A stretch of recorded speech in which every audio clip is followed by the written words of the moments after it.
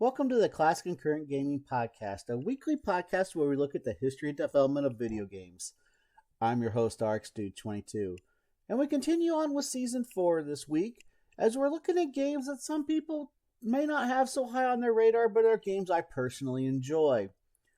This week's game was a monumental game for the Sega company, as it was the first game ever to be released on a console outside of a Sega platform, and it has spawned a multitude of sequels. This week, we're looking at Super Monkey Ball. Super Monkey Ball is a 2001 platform video game developed by Amusement Vision and published by Sega. The game debuted in Japan at the 2001 Amusement Operators Union trade show as Monkey Ball, an arcade cabinet running on Sega's Naomi hardware and controlled with a distinctive banana-shaped analog stick. Due to the discontinuation of Sega's Dreamcast home console and the company's subsequent restructuring, an enhanced port dubbed Super Monkey Ball was released as a launch title for the Gamecube in late 2001, garnering interest as Sega's first game published for a Nintendo home console. Conceived by Amusement Vision head Toshiro Nagoshi, Super Monkey Ball involves guiding a transparent ball through many levels, the ball containing one of four monkeys, Ai, Mimi, Baby, and Gongon, across a series of maze-like platforms. The player must reach the goal without falling off or letting the timer reach zero to advance to the next stage. There are also several multiplayer modes, independent minigames, as well as extensions of the main single-player game. Super Monkey Ball received highly positive reviews from critics, who praised the simplicity and subtle depths of its control scheme as well as the new multiplayer modes not present in its arcade counterpart, although some felt its presentation was lacking. The game was commercially successful and remained one of Sega's best sellers in the United States for much of 2002, eventually spawning a direct sequel, Super Monkey Ball 2, in 2002, and a broader Super Monkey Ball franchise. Super Monkey Ball stages were remade as part of Super Monkey Ball Banana Mania in 2021. Gameplay. Super Monkey Ball has three game modes: main game, party games, and mini games. The mini games are unavailable at first and must be unlocked by earning 2,500 play points through playing the main game in single player mode. Reminiscent of Marble Madness and Labyrinth, the objective of the main game is to guide one of four playable monkeys encased in a transparent ball across a suspended series of platforms and through a goal. By moving the analog stick, the player tilts the entire set of platforms that make up a level called a floor, and the ball rolls accordingly. If the ball falls off a floor, an event dubbed a fallout, or the in-game timer reaches zero, the player loses one of their three lives. The speed, in miles per hour, at which the ball is moving is displayed in the corner of the screen. Pausing the game and selecting the View Stage option allows one to rotate the camera around and examine the floor. A replay is presented after a floor's goal has been reached. Replays can be saved to a memory card and viewed at whim.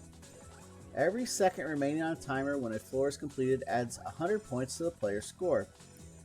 Collectible bananas found throughout the game are also worth 100 points, which multipliers increasing the player's score by a factor of 2 or 4 are activated when a floor is finished in under half the allotted time or via a warp gate.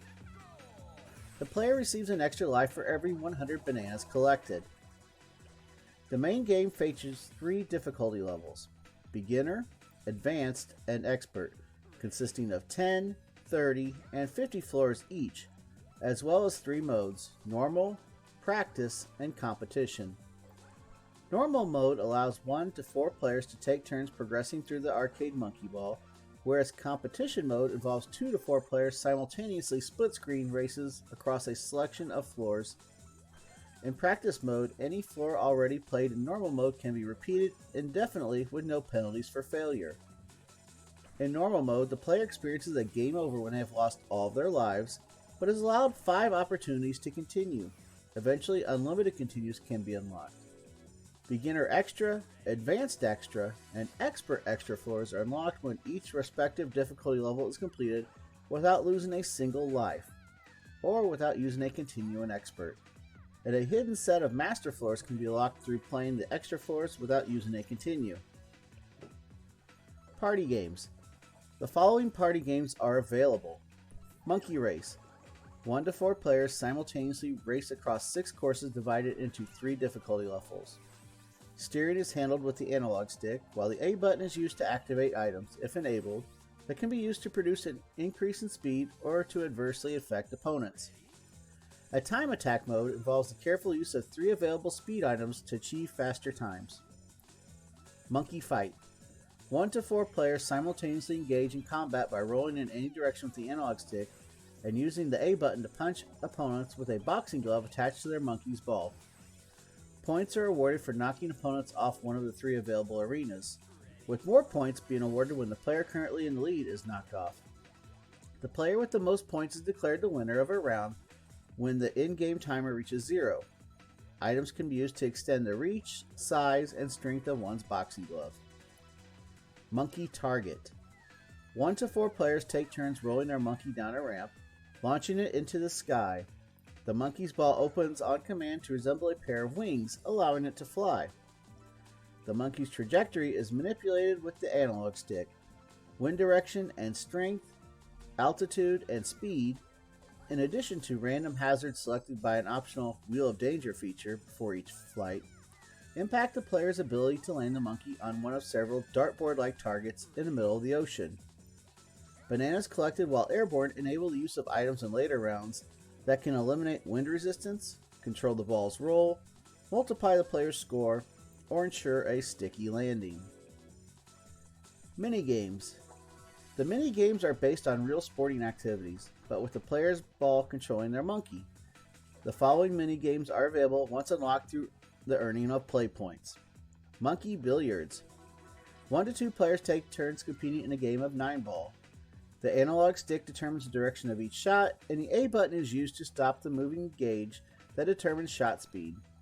A tournament mode featuring 4 AI challengers is also available. Monkey Bowling. 1 to 4 players take turns competing in a game of 10-pin bowling. The analog stick is used to move left and right, the A button sets the direction and strength for each throw, and the L or R buttons apply spin to the ball. A challenge mode featuring 10-pin arrangements and permitting only 12 throws is also available. Monkey Golf. 1 to 4 players take turns competing across 18 holes in a game of golf with stroke play scoring, or 2 players compete using match play scoring. The direction and general rolling distance of each shot is arranged with the analog stick, and the shot strength is set by the A button. Development. Super Monkey Ball was developed by Amusement Vision, a branch of the Japanese video game publisher Sega that was created in 2000 and composed of about 50 people.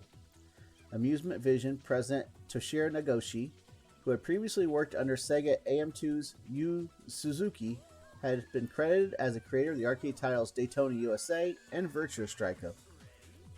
Devised the concept of rolling spheres through mazes based on his desire to catch a game that was instantly possible to understand and play, as a contrast to increasingly complex games at Japanese arcades at the time.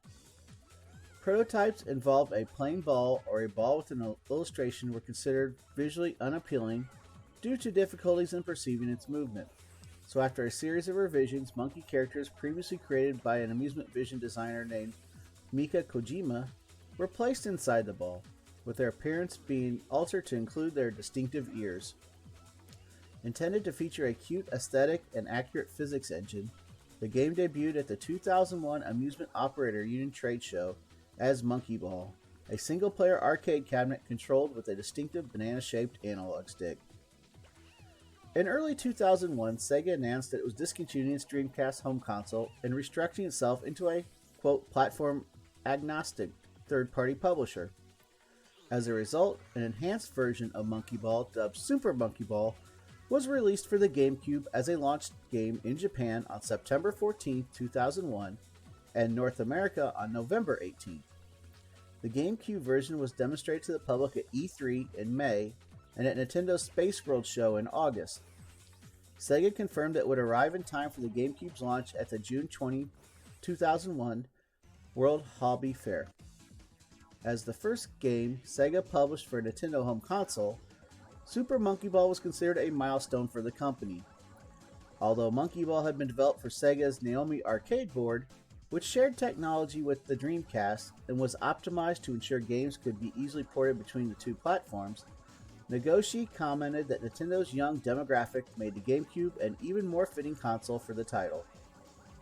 According to Nagoshi, Amusement Vision staff felt more comfortable with the GameCube than Sega's own hardware, and its ease of development contributed to the decision to focus on the system over the PlayStation 2 or Xbox. He also joked that Nintendo was the only hardware manufacturer that staff did not hate, in quotation marks. Out of a team composed of 10 to 20 individuals, it took 4 Amusement Vision employees between several weeks and 2 months to port Monkey Ball to the GameCube. Its graphics were enhanced with new background details, as well as reflections and particle effects. Moreover, the developer spent an additional 6 months incorporating 6 extra modes into the game, with an emphasis on multiplayer competition, and the introduction of Gongon as a 4th playable character.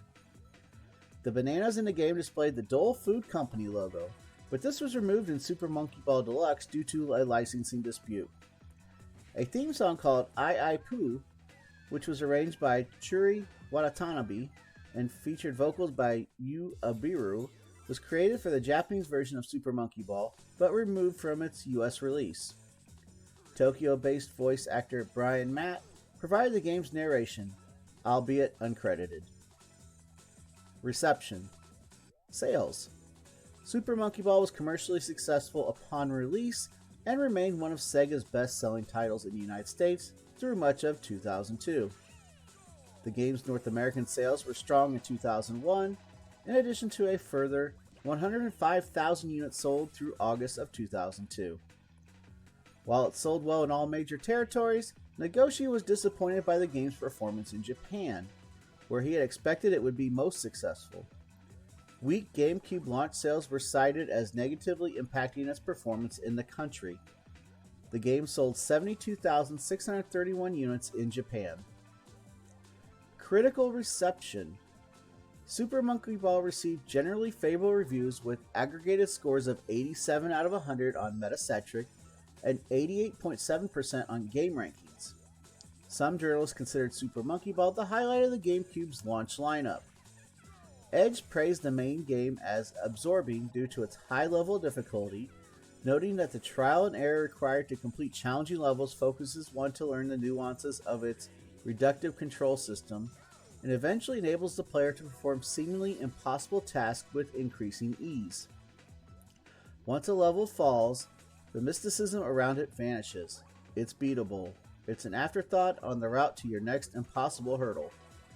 Ben Turner of GameSpy commented on the excellent progression of difficulty engendered by 3 distinct difficulty modes and thoughtful stage design, expounding most levels, introduce some new idea or concept to the game, and every single level played adds to your skill. Matt Casamassina of IGN commended the great level variation with well-created mazes and puzzles that must be completed using a combination of physics calculations, careful planning, and a huge helping of patience. Turner complimented the frequent introduction of incentives to keep playing, such as additional continues and hidden levels, adding that a high ceiling of mastery enhanced the game's longevity through a simple but well-conceived scoring system and the ability to test strategies in practice mode. Edge and Casamassina thought similarly, with the latter stating, "There are shortcuts that can be carved out by the crafty player, physics to be considered when navigating, and more."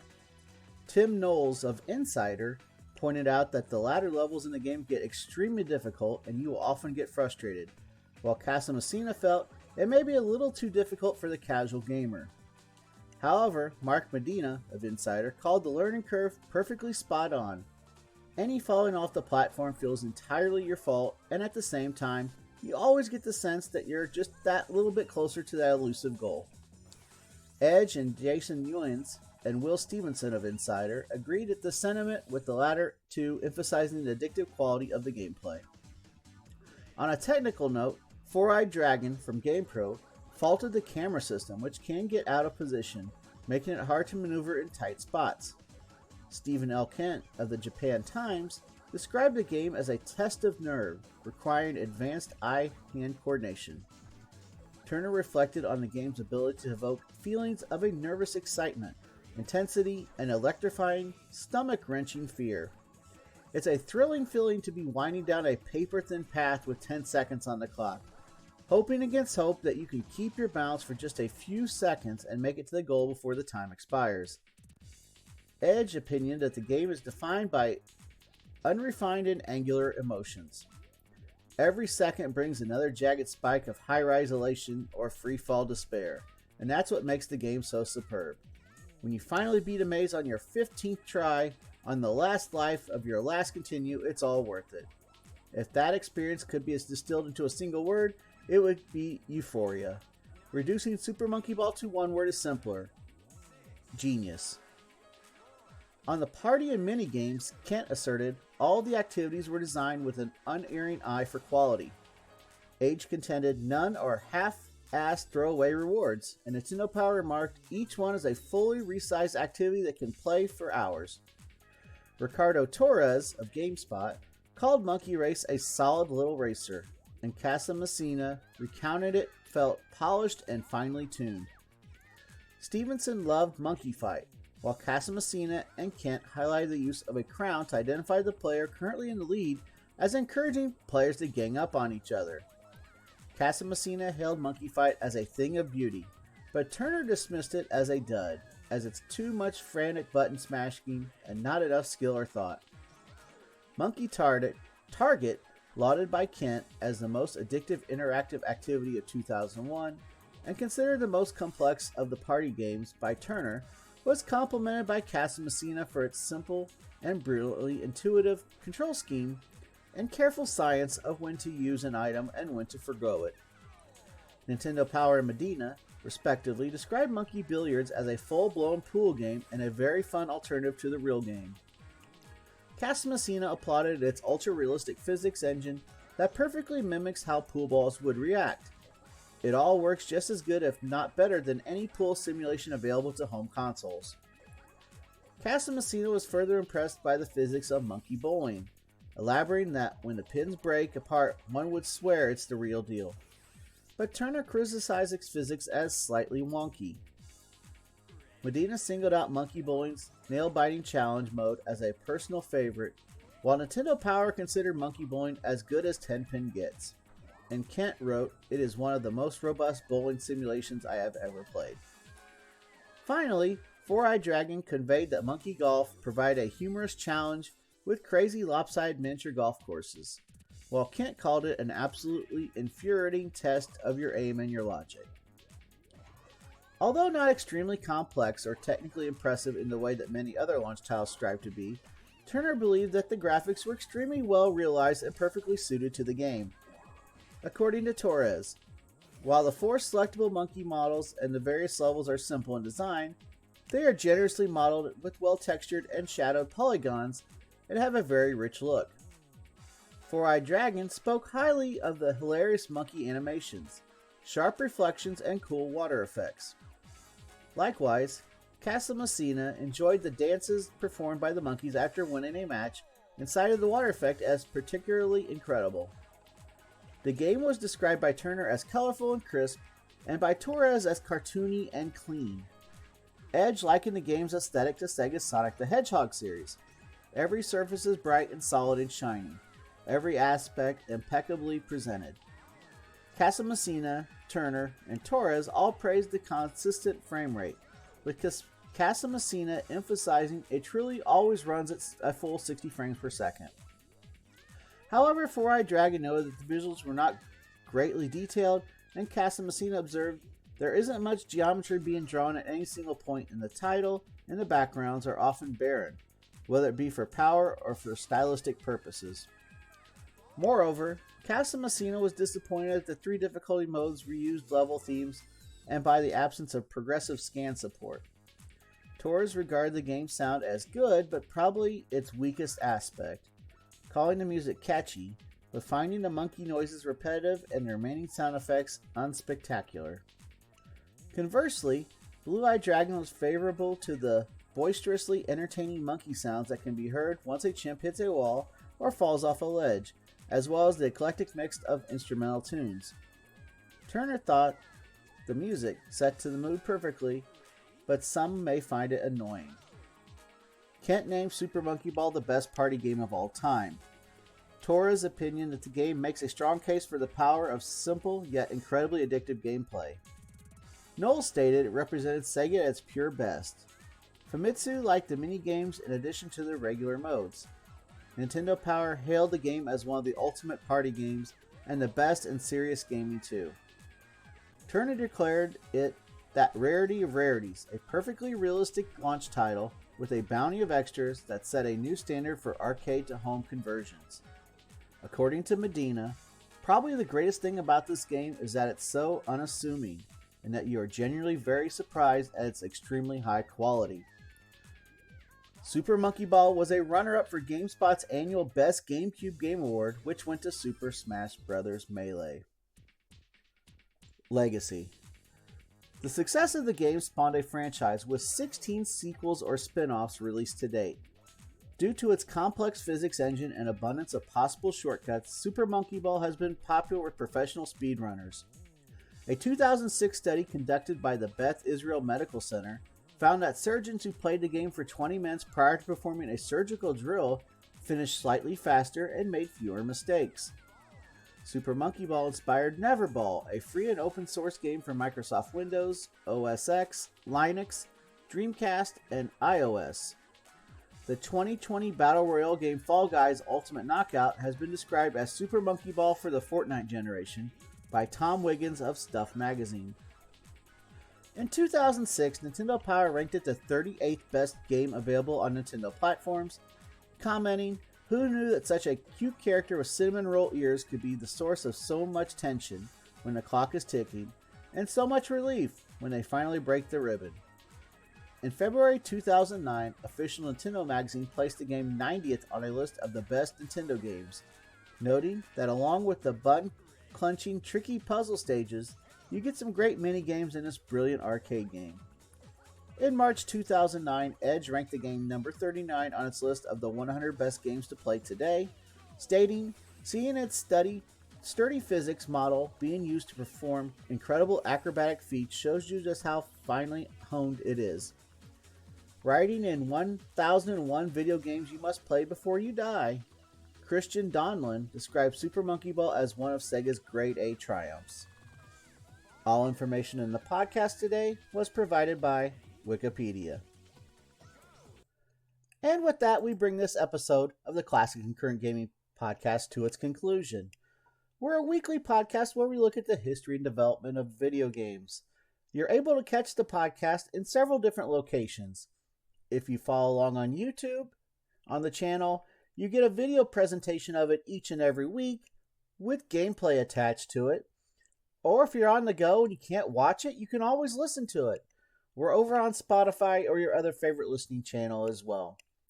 We'll be back next week with another great video game. It's been RxDude22 from the Classic and Current Gaming Podcast signing out. Keep on gaming. See you on the next stream. Be good to each other. And you'll see and hear me again on the podcast next week. Everyone have a great week. Thank you for watching or listening. And take care.